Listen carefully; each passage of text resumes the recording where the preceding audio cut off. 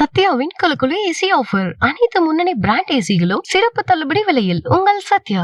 Sir, இந்த 5 ஆண்டுல நீங்க வந்துட்டு சாதிச்சிட்டோம், இத பண்ணிட்டோம் அப்படின்னு நீங்க ஃபீல் பண்ண ஒரு தருணம் எது சார்? எந்த ஒரு திட்டத்துக்காக? கத்தியின்றி ரத்தமின்றி யுத்தம் ஒன்று என்று சொல்லுவார்கள்.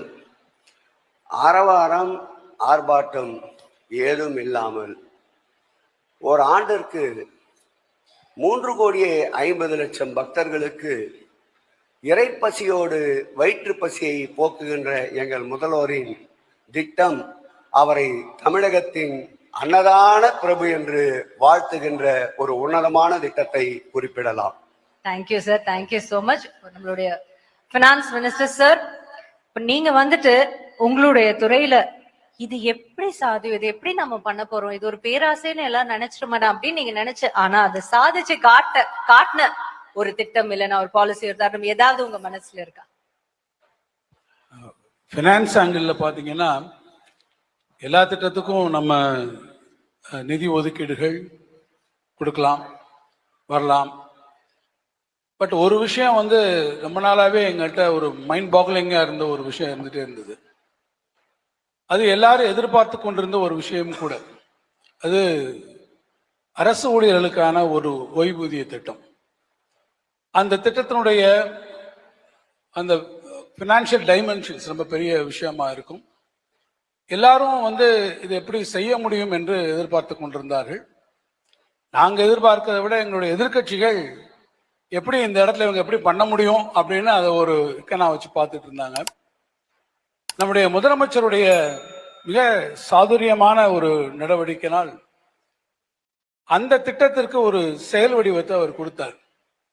இது முடியுமா, இது செய்ய முடியுமா அப்படின்ற கேள்வி எல்லா இடத்துலயும் வந்தபோது இது முடியாது அப்படின்னு பல தரப்புலையும் அதை நினைச்சு போட்டிருக்கும் போது, முடியாது என்று நீங்கள் சொல்வதை முடித்து காட்டுவன் தான் நான் என்று இந்த தமிழ்நாட்டு மக்களுக்கு நிரூபித்து காட்டிய முதலமைச்சர் அந்த திட்டத்திற்கு செயல் வடிவம் கொடுத்து அந்த திட்டத்தினுடைய கூறுகளை அவர் இடத்துல சொல்லுகிற போது, இந்த செக்ஷன் விட்டு போயிருக்கு, இதுக்கு நீங்க செய்யுங்க அப்படின்னாரு.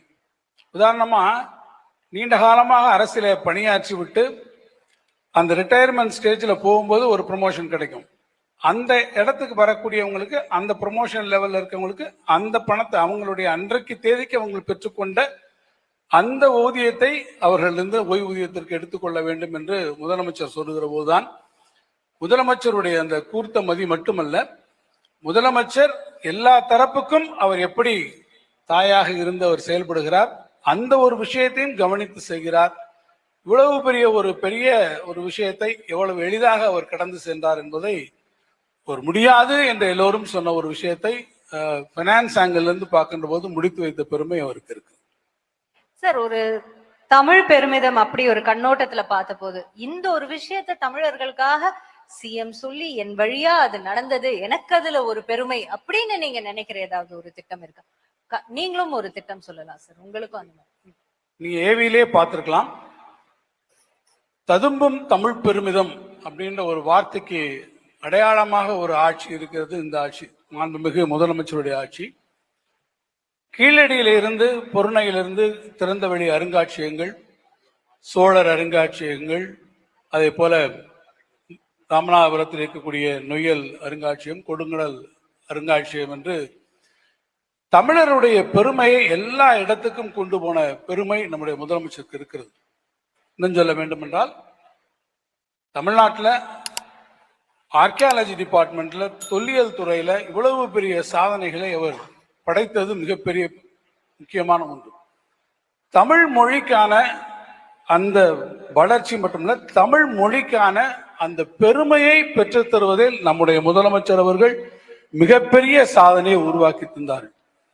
ஒரு விஷயத்தை நான் சொல்லுவேன், இங்க இந்த நிகழ்ச்சி ஆரம்பிக்கிற போது நீங்க வந்த உடனே நீராறும் கடலுடுத்த பாட்டு போட்டுட்டு எல்லாரும் எந்திரிச்சு நிற்குன்னு சொன்னீங்க பார்த்தீங்களா? அந்த நீராறும் கடலுடுத்த என்கின்ற அந்த பாடலை தமிழ்தாய் வாழ்த்தாக கலைஞர் கொண்டு வந்தார் என்று சொன்னால், இன்றைக்கு அந்த பாடல் பாடுகிற போது அனைவரும் கண்டிப்பாக எழுந்து நிற்க வேண்டும் என்பதற்காக அதை மாநில பாடலாக மாற்றிய பெருமை நம்முடைய மாநில முதலமைச்சர் அவர்கள், நம்முடைய மாண்பு முதலமைச்சருக்கு இருக்கிறது. நம்முடைய மொழி இந்த மொழியினுடைய பெருமையை, இந்த மொழியினுடைய கௌரவத்தை, இந்த மொழியிற்காக வரக்கூடிய சிறப்புகளை நான் என்றென்றைக்கும் காப்பேன் என்று இந்த மொழியினுடைய காவலராக இன்றைக்கு அவர் மலர்ந்திருக்கிறார். அது தமிழ் மொழி வளர்ச்சிக்கு அவர் செய்த காரியங்கள், தமிழ் மொழியுடைய தொன்மையை காட்டிய சிறப்பு. தமிழனுடைய நாகரிகம், இரும்பின் தொன்மை என்பது தமிழ் நிலப்பரப்பிலிருந்துதான் உருவானது. இனி இந்தியாவின் வரலாறு தமிழ் நிலப்பரப்பிலிருந்துதான் எழுதப்பட வேண்டும் என்றது நிரூபித்த அந்த செயல் அவருடைய காலகாலத்திற்கும் நம்முடைய முதலமைச்சருடைய பெருமையை நமக்கு எடுத்துச் சொல்லும். ஓகே சார், நீங்க 1000 ஆண்டு காலத்துக்கு நீங்க ஒரு இது பண்ணியிருந்தீங்க, அதை பத்தி எங்க கிட்ட சொல்ல முடியுமா சார்? நம் முன்னோர்கள் நமக்கு விட்டு சென்ற பொக்கிஷங்கள் 4000 ஆண்டு கடந்து கூட திருக்கோயில்களை நமக்கு அளித்திருக்கின்றார்கள். அந்த திருக்கோயில்களை கடந்த காலங்களில் யாரும் ஏறெடுத்து பார்க்காத நிலை. மாண்புமிகு முதல்வர் அவர்கள் பொறுப்பேற்ற பிறகு அந்த பொக்கிஷங்களை பாதுகாக்க வேண்டும் என்று அவர் தலைமையிலேயே இந்து சமய அறநிலைத்துறை உயர்நிலை செயல் திட்ட கூட்டத்தை கூட்டினார். அந்த கூட்டத்தின் விளைவாக கடந்த காலங்களில் இந்து சமய அறநிலைத்துறையுடைய நிதியை பல்வேறு பணிகளுக்கு, பொதுப்பணித்துறை போன்ற பணிகளுக்கு எடுத்துக்கொண்ட வரலாறு உண்டு. ஆனால் நம்முடைய முதல்வர் அந்த 1000 ஆண்டுகளுக்கு மேற்பட்ட திருக்கோயில் திருப்பணிக்காக 425 கோடி ரூபாயை வழங்கி அந்த மன்னர்களுடைய பொக்கிஷத்தை பாதுகாக்க செய்த மன்னாதி மன்னன் எங்களுடைய முதல்வர் என்பதை இந்த நேரத்தில் நான் பதிவு செய்ய கடமைப்பட்டிருக்கின்றேன். அதோடு நில்லாமல் அந்த 425 கோடி ரூபாயோடு முதல்வர் அளித்த நிதிக்கு பொதுமக்களுடைய பங்களிப்பாக 135 கோடி ரூபாயை வழங்கியிருக்கின்றார்கள்.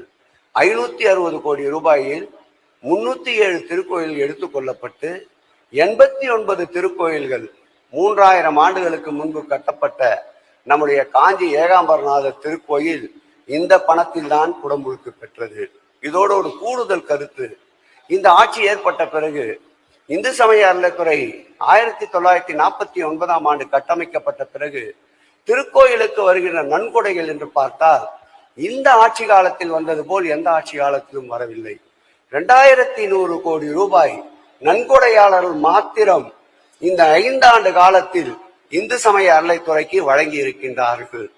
இது எதை காட்டுகிறது, எதற்கு பெருமை சேர்க்கிறது என்றால், மாண்புமிகு முதல்வர் தலைமையிலே அமைந்திருக்கின்ற இந்த அரசு திருக்கோயில்களுடைய பக்தர்கள் நேர்த்திக்கடனாக தரப்படுகின்ற தொகை முழுவதுமாக அந்த திருப்பணிக்கு செலவிடப்படுகிறது என்ற நம்பிக்கையோடு தமிழகத்தின் நம்பிக்கை நாயகன் முதலமைச்சர் அவர்களுடைய திருப்பெயருக்காக வந்திருக்கின்ற தொகை வரலாற்றில் இல்லாத அளவிற்கு 2100 கோடி ரூபாயை நன்கொடையாளர்கள் வழங்கி இருக்கின்றார்கள். இதனால்தான் 4500 திருக்கோயில்கள் இந்த மாதத்தோடு திருப்பணி காணப்படுகிறது என்பதை மகிழ்ச்சியோடு தெரிவித்துக் கொள்கிறேன்.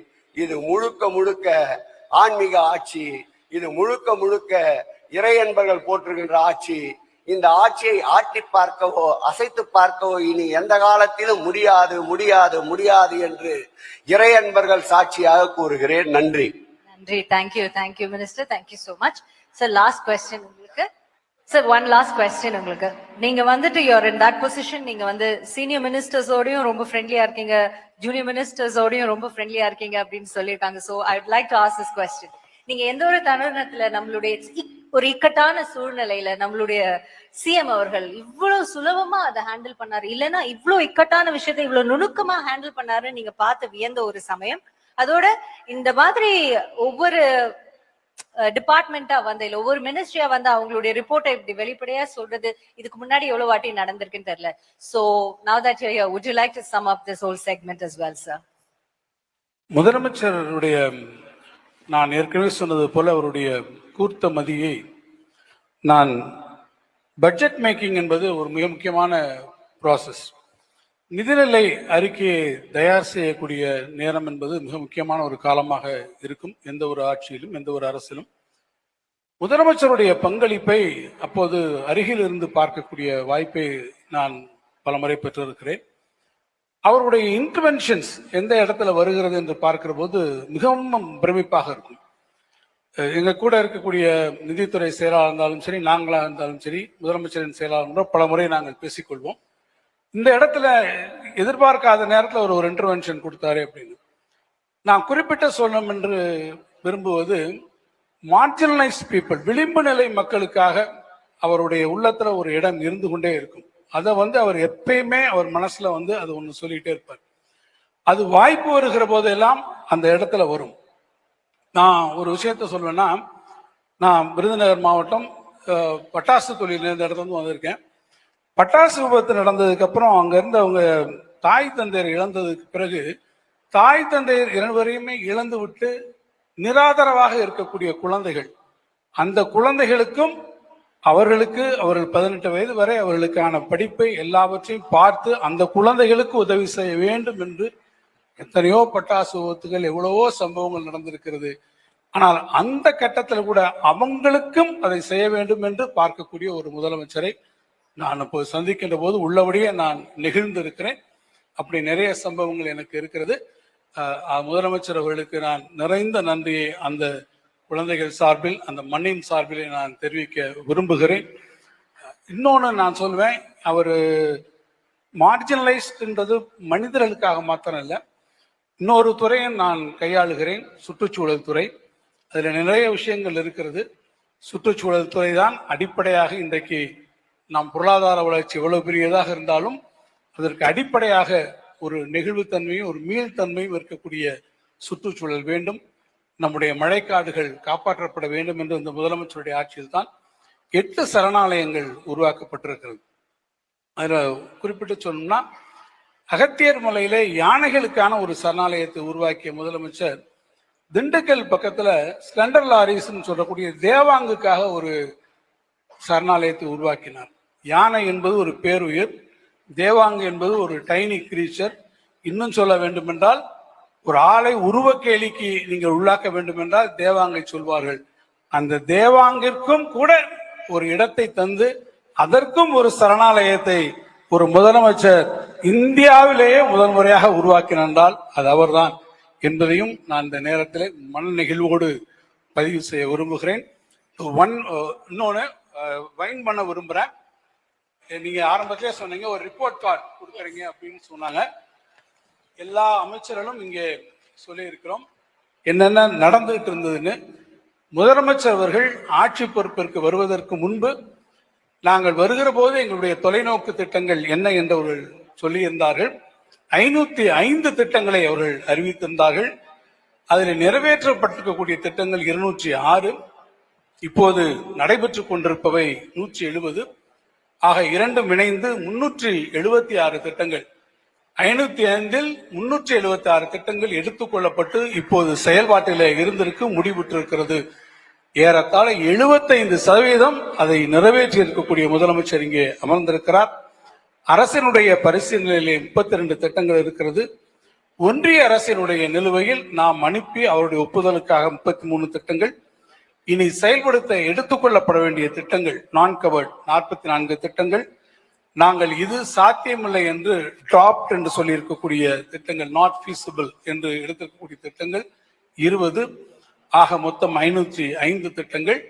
எனவே தான் சொல்லி இருக்கக்கூடிய அந்த தொலைநோக்கு திட்டங்களில் 75% திட்டங்களை நிறைவேற்றி இருக்கிறோம் என்பதையும் நான் இந்த நேரத்திலே தெரிவித்து வாய்ப்புக்கு நன்றி தெரிவித்து அமைகிறேன். நன்றி, வணக்கம். சத்யாவின் குலுக்குலு ஏசி ஆஃபர். அனைத்து முன்னணி பிராண்ட் ஏசிகளும் சிறப்பு தள்ளுபடி விலையில். உங்கள் சத்யா.